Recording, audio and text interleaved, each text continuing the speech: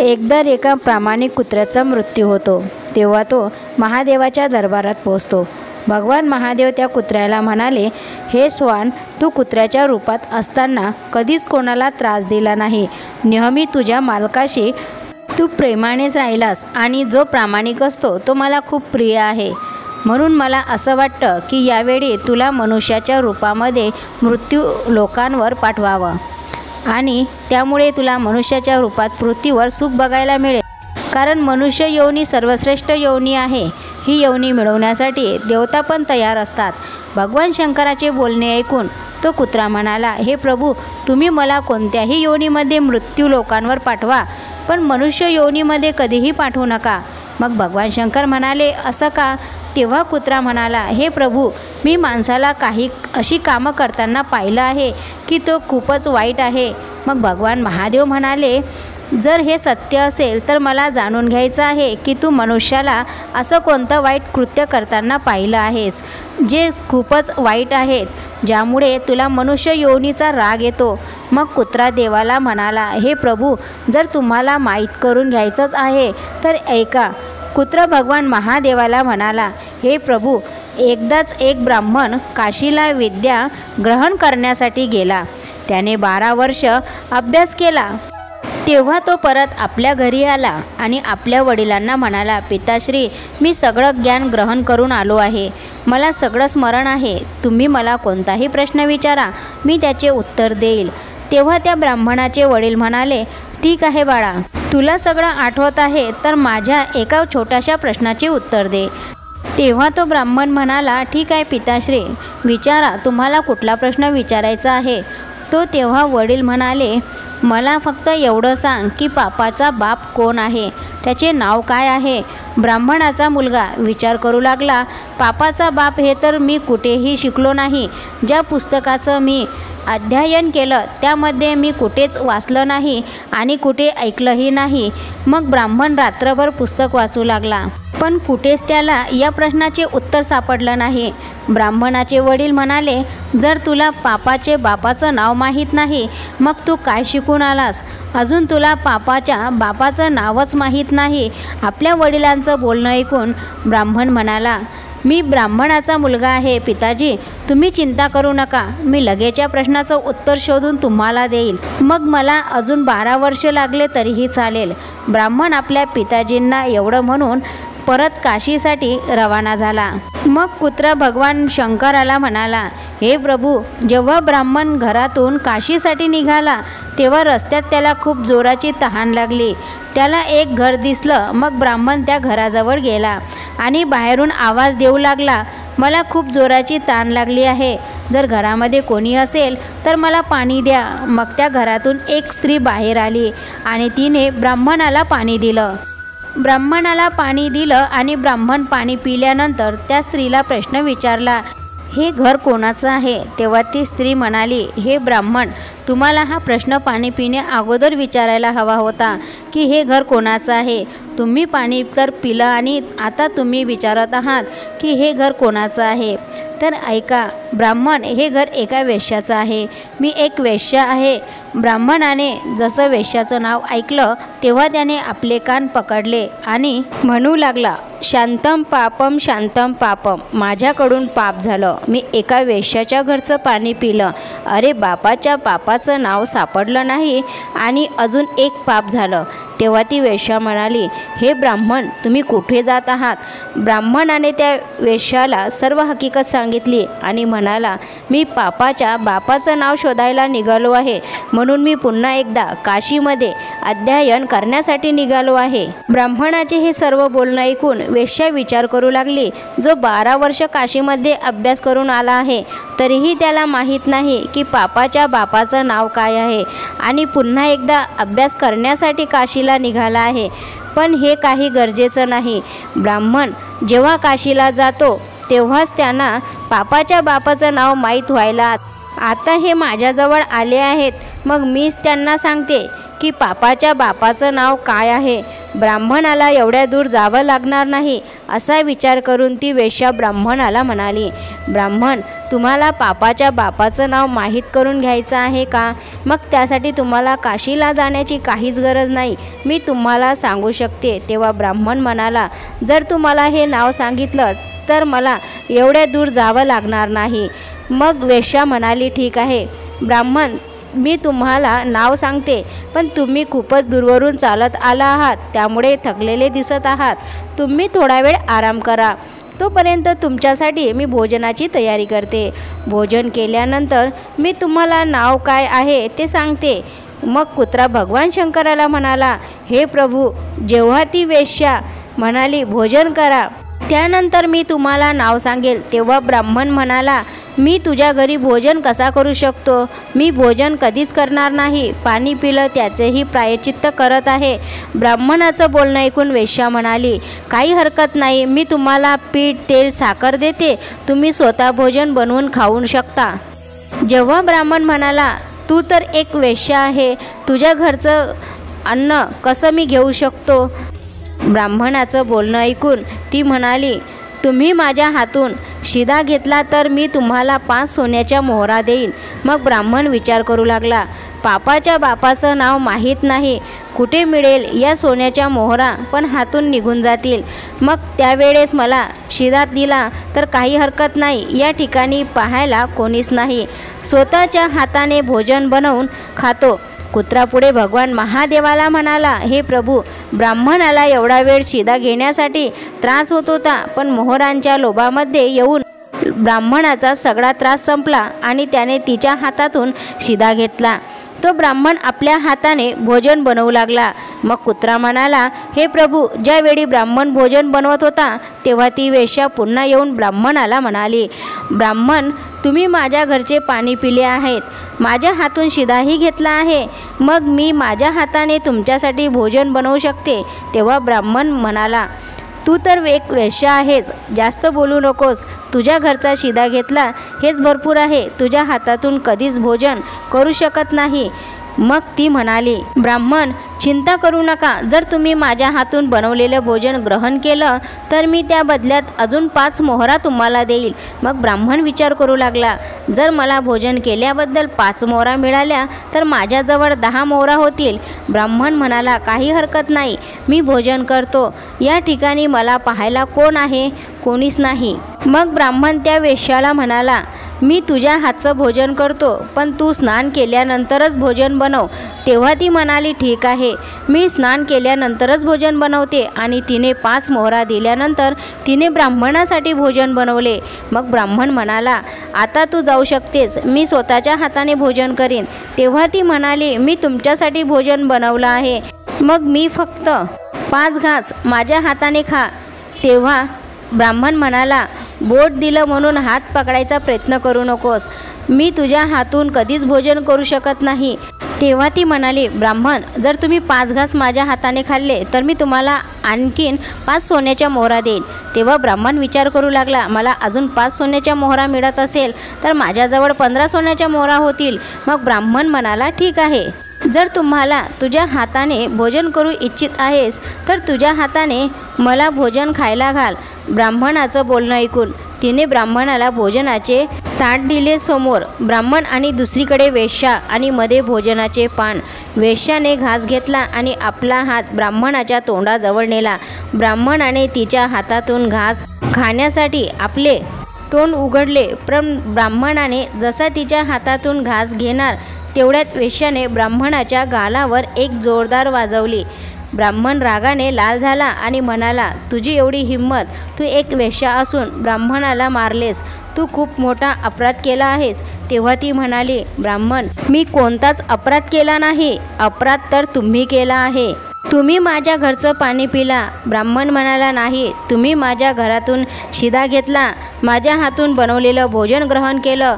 जर तुम्ही वेश्याच्या घरी कोणताच काम करू शकत नाही, मग तुम्ही हे सगळं करण्यासाठी तयार का झालात? तेव्हा ब्राह्मण म्हणू लागला, तुझ्या भावनांमुळे, प्रेमामुळे. तेव्हा वेश्या म्हणाली, प्रेमामुळे नाही, लोभामुळे.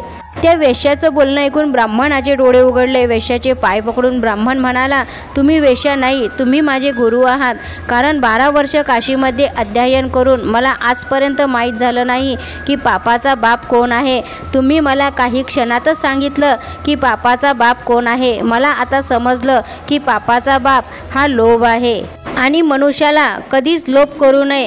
वेश्या म्हणाली, हे ब्राह्मण, लोभामुळे मनुष्य किती खालच्या पातळीला जातो हे सगळं व्यवस्थित समजून घेतलं. तेव्हा कुत्रा म्हणाला, हे प्रभू, मला मनुष्य योनीची घृणा आहे. कारण मनुष्य लोभामध्ये येऊन कितीतरी मोठा अपराध करू शकतो. मी आता तुम्हाला सांगतो, मनुष्य विश्वास ठेवण्याच्या लायकीचा नसतो. तो आपल्या स्वार्थासाठी आपल्याचाच खून करतो. मग भगवान शंकर म्हणाले, ते कसं? तेव्हा कुत्रा म्हणाला, हे प्रभू, एका शहरामध्ये एक खूप मोठा धनवान व्यापारी राहत होता. त्याच्याजवळ माझ्यासारखाच एक प्रामाणिक पाळीव कुत्रा होता. अचानक तो व्यापारी खूपच गरीब झाला आणि त्याला आपल्या कुत्र्याला सोडावं लागलं. त्याने आपल्या कुत्र्याला एक व्यापारी मित्राजवळ गहाण ठेवून 5,000 रुपये कर्ज घेतलं आणि त्यांना एक नवीन काम सुरू केलं. आणि तो आपल्या मित्राला म्हणाला, जोपर्यंत मी तुमचे 5,000 रुपये परत करत नाही तोपर्यंत माझा प्रामाणिक कुत्रा तुमच्याजवळ मी गहाण राहील. ज्या दिवशी मी पैसे परत देईल त्या दिवशी मी तो घेऊन जाईल. असं म्हणून तो व्यापारी तेथून निघून गेला. काही दिवसानंतर त्या व्यापारी मित्राच्या दुकानात चोरी झाली. चोर त्याचे सगळं सामान घेऊन गेले. फक्त 10 ते 20 रुपयाचा सामानच त्यांनी त्याच्या दुकानात शिल्लक ठेवले होते. जेव्हा त्या प्रामाणिक कुत्र्याला समजलं की दुकानात चोरी होत आहे तेव्हा तो प्रामाणिक कुत्रा चोराच्या पाठीमागे पळाला. त्याने ती जागा पाहिली. त्या ठिकाणी चोराने चोरीचं सामान लपवून ठेवलं होतं. जागा पाहिल्यानंतर तो प्रामाणिक कुत्रा दुकानावर परत आला. सकाळी व्यापाऱ्याने आपलं दुकान रिकामं पाहिलं तर एकदम रडू लागला. त्याचबरोबर त्याच्या घरातले लोक पण रडू लागले. व्यापारी वेडा झाला होता, कारण त्याच्या दुकानात सगळं सामान चोरी झालं होतं. पण तो कुत्रा सारखा त्या मालकाचा कुर्ता ओढून दरवाजाकडे पडत होता. जसं तो कुत्रा त्याला घराच्या बाहेर घेऊन जात आहे. शेवटी त्याच्या एका मित्राने त्याला सल्ला दिला. तो म्हणाला, कदाचित या कुत्र्याला चोराबद्दल काही माहीत आहे म्हणून तो तुम्हाला सारखं पकडून ओढत आहे. आपल्याला कुत्र्याबरोबर त्याच्या मागे जायला हवं. मग तो व्यापारी त्या कुत्र्याच्या मागे जाऊ लागला. तो कुत्रा त्या व्यापाऱ्याला त्या ठिकाणी घेऊन आला ज्या ठिकाणी त्या चोराने त्याचं सामान लपवून ठेवलं होतं. त्या ठिकाणी आल्यानंतर कुत्र्याने जमीन शोधून बघायला सुरुवात केली. तो कुत्रा हे सांगण्याचा प्रयत्न करत होता की चोरीचं सामान येथे जमिनीमध्ये लपवलेलं आहे. त्या व्यापाऱ्याने आणि त्याच्या मित्राने त्या ठिकाणी खोदायला सुरुवात केली. त्या ठिकाणी त्यांना चोरीचं सामान सापडलं. व्यापाऱ्याने आपलं सगळं सामान घेतलं. त्यामधील कोणतीच वस्तू हरवली नव्हती. सगळं सामान जसंच्या तसं मिळालं होतं. व्यापारी आपलं सगळं सामान परत मिळाल्यामुळे खूपच आनंदी होता. घरी आल्यानंतर त्या व्यापाऱ्याने एका कागदावर काहीतरी लिहून तो कागद कुत्र्याच्या कानात ठेवला आणि त्याला त्याच्या जुन्या मालकाच्या जवळ पाठवलं. त्याने त्या कागदावर लिहिलं होतं, तुमचा कुत्रा खूप प्रामाणिक आहे. कुत्र्याच्या प्रामाणिकपणामुळे जे 5,000 रुपये कर्ज आहे तुम्ही जे घेतलं होतं ते मी माफ करत आहे. कारण तुमच्या कुत्र्याच्या प्रामाणिकपणामुळे माझ्या दुकानातलं चोरी गेलेलं सामान मला परत मिळालं आहे. म्हणून मी आज तुमच्या प्रामाणिक कुत्र्याला स्वातंत्र्य करतो आणि बक्षीस म्हणून 5,000 रुपये कुत्र्याबरोबर पाठवून देतो.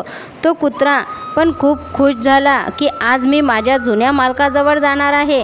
जेव्हा मालकाला माझ्या प्रामाणिकपणाची बातमी समजेल तेव्हा तो आनंदाने नाचू लागेल. त्या व्यापाऱ्याने आपल्या कुत्र्याला परत येताना पाहिलं तेव्हा तो विचार करू लागला, कदाचित माझा मित्र त्याचे पैसे परत मागत आहे म्हणूनच त्याने माझ्या कुत्र्याला माझ्याजवळ परत पाठवलं.